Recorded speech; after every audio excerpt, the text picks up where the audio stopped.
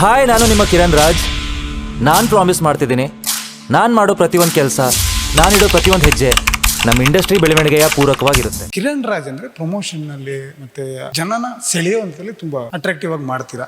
ಇನ್ನೂ 2 ವಾರ ಪೋಸ್ಟ್ ಆಗಿದೆ.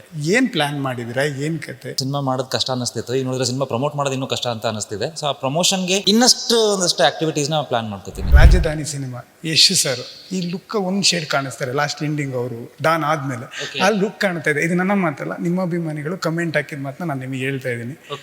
ಏನು ಹೇಳ್ತೀರಾ ಸರ್? ಆಸ್ ಅ ಆಕ್ಟರ್ ನನ್ನ ಬೇರೆ ಬೇರೆ ಶೇಡಲ್ಲಿ ನೋಡಿದ್ರು, ಎಲ್ಲೋ ಒಂದ್ ಕಡೆ ಒಂದೇ ನನ್ನ ಈ ತರ ಇಷ್ಟಪಡ್ತಿದ್ದಾರೆ ಅಂದ ತಕ್ಷಣ ಅದನ್ನೇ ಮಾಡ್ತಾ ಇದ್ರೆ ಆಸ್ ಅನ್ ಆಕ್ಟರ್ ನಾನು ಏನು ಎಕ್ಸ್ಪ್ಲೋರ್ ಮಾಡೋಕ್ಕಾಗಲ್ಲ. ಸೊ ಆಸ್ ಅನ್ ಆಕ್ಟರ್ ನಾನು ಬೇರೆ ರೀತಿ ಕ್ಯಾರೆಕ್ಟರಲ್ಲಿ ಎಕ್ಸ್ಪ್ಲೋರ್ ಮಾಡಬೇಕಿತ್ತು. ನಾನು ಅನ್ಕೊಂಡಿರ್ತಾರೆ ಒಂದು ಸಿನಿಮಾ ಮಾಡಿದ್ದೀನಿ ಅಂತ ನನಗೆ ಗೊತ್ತಿದ್ದಾಗ, ಇಂಡಸ್ಟ್ರಿ ಕ್ಲೋಸ್ ಅಂತ ನಿಮ್ಗೆ ಹೇಳಿದಾಗ ಹೇಗೆ ಫೀಲ್ ಆಗಬೇಕು, ಲೈಕ್ ನೆಕ್ಸ್ಟ್ ವಾಟ್? ಸೊ ನಾನು ಈ 10 ವರ್ಷ ಇನ್ವೆಸ್ಟ್ ಮಾಡಿದ್ರೆ ಅದು ಎಲ್ಲಿಗೆ ಹೋಗುತ್ತೆ ಅಥವಾ ಏನಾಯಿತು ಅದರದ್ದು ಅಂತ ಒಂದಷ್ಟು ಪ್ರಶ್ನೆ. ನನ್ನ ಪ್ರಕಾರ ನನ್ನ ಗುರ್ತಿಡಿಯೋ ಜನ ಕೌಂಟ್ ಮಾಡಿದ್ರೆ ಸ್ವಲ್ಪ ಕಡಿಮೆ ಇರ್ಬೋದು, ಬಟ್ ಮೋಸ್ಟ್ ಪ್ರಾಬಲ್ ಇದನ್ನು ನೋಡಿ ಯಾರೇ ದೊಡ್ಡವರು ಇದ್ರ ಬಗ್ಗೆ ಮಾತಾಡಿದಾಗ ಅಥವಾ ಯಾರು ಶೇರ್ ಮಾಡಿದಾಗ ಇನ್ನೊಂದಷ್ಟು ಇದರಲ್ಲಿ ರೀಚ್ ಆಗುತ್ತೆ ಆ್ಯಂಡ್ ಪ್ರತಿಯೊಬ್ಬರಿಗೂ ಕನೆಕ್ಟ್ ಆಗ್ತಾರೆ ಅಂತ ಒಂದು ಇನಿಷಿಯಲ್ ಸ್ಟಾರ್ಟ್ ಅಷ್ಟೇ. ಅದು ಚಿತ್ರರಂಗದಲ್ಲಿ ಧೂಳು ಎಬ್ಬಿಸ್ತಾ ಇದೆ ಭೀಮಾ ಸಿನಿಮಾ ಮತ್ತು ಕೃಷ್ಣ ಪ್ರಣಯಸಿಕೆ ನಮ್ಮ ಕನ್ನಡಿಗರ ಸಿನಿಮಾ. ಏನು ಹೇಳ್ತೀನಿ ನಾನು ನೋಡಿ, ಜನ ನಮಗೆ ಹೇಳ್ಕೊಟ್ಟಿರೋ ತುಂಬ ಕ್ಲಿಯರ್ ಮೆಸೇಜ್ ಇದು. ನೀವು ಒಳ್ಳೆ ಸಿನಿಮಾ ಮಾಡಿ ನಾವು ಬರ್ತೀವಿ. ಒಂದು ಪ್ರಾಡಕ್ಟ್ ಚೆನ್ನಾಗಿದ್ದಾಗ ಬಯರ್ ಸಿಗ್ತಾರೆ. ಪ್ರಾಡಕ್ಟೇ ಚೆನ್ನಾಗಿಲ್ಲ ಅಂತ ನಾವು ಏನೇ ಪ್ರಮೋಷನ್ ಮಾಡಲಿ, ಏನೇ ಅಡ್ವರ್ಟೈಸ್ಮೆಂಟ್ ಮಾಡಿದ್ರು ಜನ ಯಾಕೆ ನೋಡ್ತಾರೆ? ಅವರು ಕಷ್ಟಪಟ್ಟು ದುಡ್ಡಿರೋ ದುಡ್ಡೇ ಅಲ್ವಾ ಅದು. ಅವ್ರ ಸಂಬಂಧಿಕರಲ್ವ, ಇಲ್ಲ ಅವ್ರ ಮಗ ಅಲ್ಲ. ನಿಮ್ಗೆ ಏನೇ ಮಾಡಿದ್ರು ಜನ ನಿಮ್ಮನ್ನ ಅಪ್ರಿಷಿಯೇಟ್ ಮಾಡೋದಕ್ಕೆ. So you have to work for every penny they pay for you.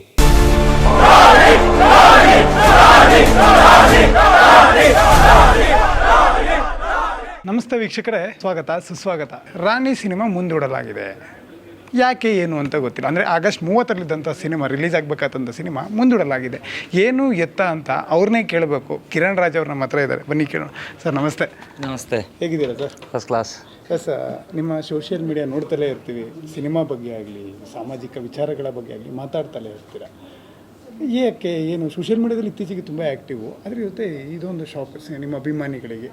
Rani cinema 30ರಿಂದ 12ಕ್ಕೆ post ಆಗಿದೆ. ಯಾಕೆ ನೋಡಿ, ಈಗ ನೀವೇ ಹೇಳಿದ್ರಿ ಒಂದು ಒಳ್ಳೆ ವೈಬ್ ಬರ್ತಿದೆ ಇಂಡಸ್ಟ್ರೀಲಿ ಅಂತ. ಸೊ ಅದೇ ವೈಬಲ್ಲಿ ನೀವು ನೋಡ್ತಿದ್ರೆ 2 ರಿಲೀಸ್ ಆಗಿರೋ ಸಿನಿಮಾ ಅಷ್ಟು ಚೆನ್ನಾಗಿ ಓಡ್ತಿದೆ.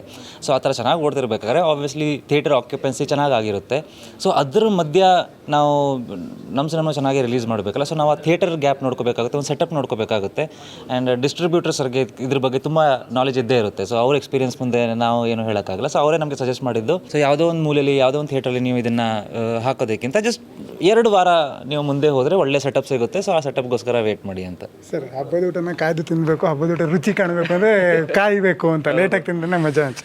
ಎಸ್ ಸರ್, ಈಗ ಕಿರಣ್ ರಾಜ್ ಅಂದರೆ ಪ್ರಮೋಷನ್ನಲ್ಲಿ ಮತ್ತು ಜನನ ಸೆಳೆಯುವಂಥಲ್ಲಿ ತುಂಬ ಅಟ್ರಾಕ್ಟಿವ್ ಆಗಿ ಮಾಡ್ತೀರಾ. ಇನ್ನೂ 2 ವಾರ ಪೋಸ್ಟ್ ಆಗಿದೆ. ಏನು ಪ್ಲ್ಯಾನ್ ಮಾಡಿದ್ದೀರಾ, ಏನು ಕತೆ?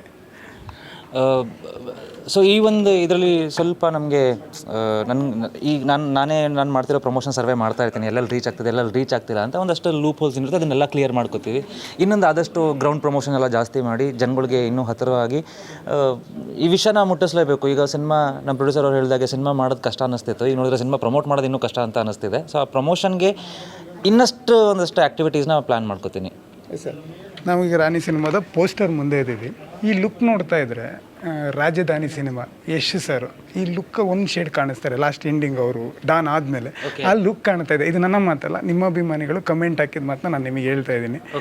ಏನು ಹೇಳ್ತೀರಾ ಸರ್? ಲುಕ್ನ ತುಂಬ ಇಷ್ಟಪಟ್ಟಿದ್ದಾರೆ ಜನ.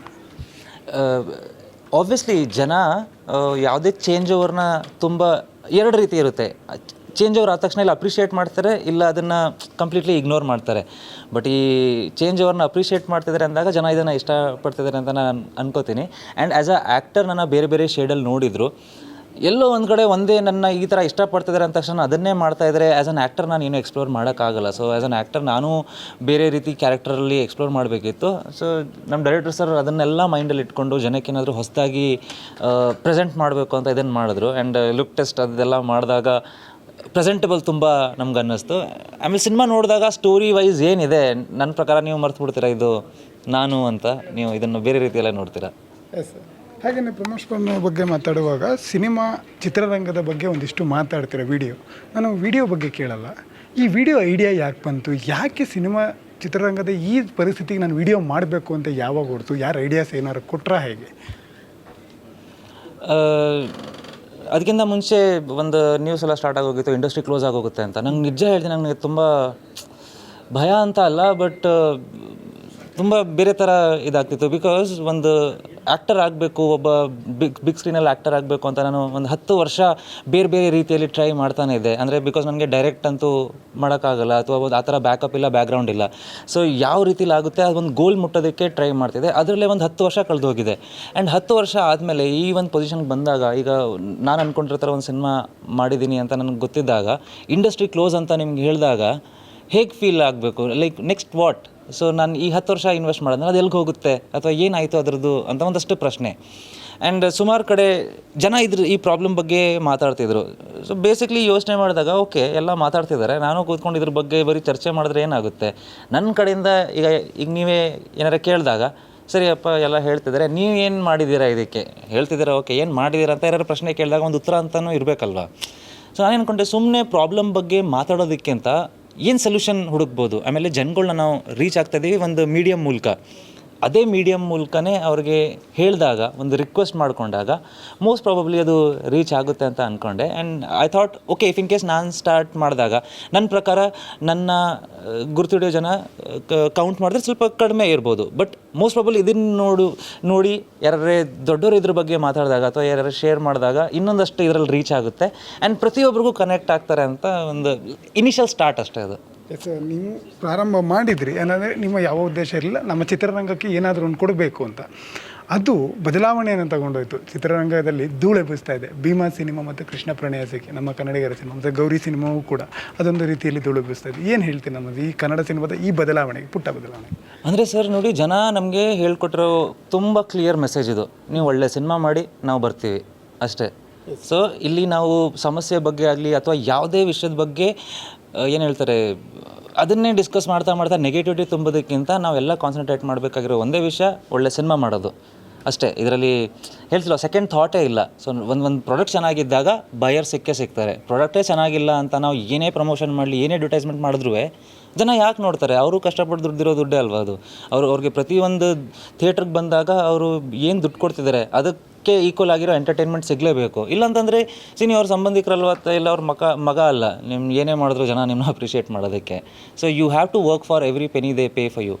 ಎಸ್ ಸರ್, ಒಂದು ಸಿನಿಮಾ ಅಂತ ಮಾಡಿದಾಗ ಪ್ರಮೋಷನ್ನೇ ಒಂದು ಸೈಡ್ ಆದ್ರೂ ಕಂಟೆಂಟ್ ಮೇನ್, ಅಂದರೆ ಮನೇಲಿರೋ ಚಿಕ್ಕ ಮಗುವಿಂದ ಮನೇಲಿರೋ ತಾತನವರೆಗೂ ಒಂದು ಸಿನಿಮಾ ಮಾಡಲಿ, ಒಂದು ಸಿನಿಮಾದಲ್ಲಿ ಇರಬೇಕು. ಆ ಸಿನಿಮಾ ನಮ್ಮ ರಾಣಿ ಸಿನಿಮಾ ಅಂತ ನೀವು ವೇದಿಕೆ ಮೇಲೆ ಕೂತ್ಕೊಂಡು ಹೇಳಿದ್ರಿ. ಅಂದರೆ ಫ್ಯಾಮಿಲಿಯಾಗಿ ನಾವು ಕೊಡ್ತೀವಿ ಎಂಟರ್ಟೈನ್ಮೆಂಟ್ ಅಂತ. ಇನ್ನಷ್ಟು ನಮ್ಮ ವೀಕ್ಷಕರಿಗೆ ಹೇಳಬೇಕು ಅಂದರೆ ಏನಿದೆ ಸರ್ ಸಿನಿಮಾದಲ್ಲಿ, ಯಾಕೆ ಜನ ನಿಮ್ಮ ಸಿನಿಮಾ ನೋಡಬೇಕು? ಮೇಜರ್ಲಿ ಒಂದು ಇದು ಫ್ಯಾಮಿಲಿ ಓರಿಯೆಂಟೆಡ್ ಸಿನಿಮಾ. ಆಮೇಲೆ ಫ್ಯಾಮಿಲಿ ಓರಿಯೆಂಟೆಡ್ ಸಿನಿಮಾ ಅನ್ನೋದಕ್ಕಿಂತ ಒಂದು ಥಿಯೇಟರ್ ಎಕ್ಸ್ಪೀರಿಯನ್ಸ್ ಅಂತ ಏನಿರುತ್ತೆ, ಸಿನಿಮ್ಯಾಟಿಕ್ ಎಕ್ಸ್ಪೀರಿಯನ್ಸ್ ಅಂತ ಏನು ಹೇಳ್ತೀವಿ, ಅದು ಪ್ರತಿಯೊಂದು ನಮಗೆ ಈ ಸಿನಿಮಾದಲ್ಲಿ ಸಿಗುತ್ತೆ. ಆ್ಯಂಡ್ ಒಂದೊಂದು ಕನೆಕ್ಟಿವಿಟಿ ಇದೆ. ಅಂದರೆ ನೀವು ಈ ಸಿನಿಮಾ ನೋಡಬೇಕಾದ್ರೆ ನೀವು ತುಂಬ ಕನೆಕ್ಟ್ ಆಗ್ತೀರಾ, ಏನೋ ನಿಮ್ಮ ಸುತ್ತಮುತ್ತನೇ ವಿಷಯ ನಡೀತಿದೆ ಅಂತ ನಿಮಗೆ ಅನಿಸುತ್ತೆ. ಆಮೇಲೆ ತುಂಬ ಇಮೋಷ್ನಲ್ ಆಗಿದೆ, ಎಲ್ಲ ಆಲ್ಮೋಸ್ಟ್ ಇಮೋಷನ್ಸ್ ನಿಮಗೆ ಎಲ್ಲ ಇದರಲ್ಲಿ ಸಿಗುತ್ತೆ. ಸೊ ಥಿಯೇಟರ್ ಎಕ್ಸ್ಪೀರಿಯನ್ಸ್ ಒಂದು ಚೆನ್ನಾಗಿ ಸಿಗುತ್ತೆ ಎಲ್ಲರಿಗೂ. ಎಸ್ ಸರ್, ಕೊನೆಯದಾಗಿ ಒಂದು ಪ್ರಶ್ನೆ. ಕಿರಣ್ ರಾಜು ದೇಶನೇ ಬಿಟ್ಟು ಹೋಗ್ತಾರೆ ಪ್ರಮೋಷನ್ ಅನ್ನೋ ವಿಚಾರದಲ್ಲಿ, ದೇಶದಿಂದ ದೇಶಕ್ಕೆ ಹೋಗ್ತಾರೆ. ನಮ್ಮ ಕರ್ನಾಟಕದಲ್ಲಿ ಈಗ ಪ್ರಮೋಷನ್ 12 ದಿನ ಗ್ಯಾಪ್ ಇದೆ. ಯಾವ ಊರಿಗೆ ಹೋಗ್ತಿದ್ದಾರೆ, ಯಾವತ್ತು ಹೋಗ್ತಿದ್ದಾರೆ, ಒಂದು ಮಾತು ಹೇಳ್ಬೋದಾ?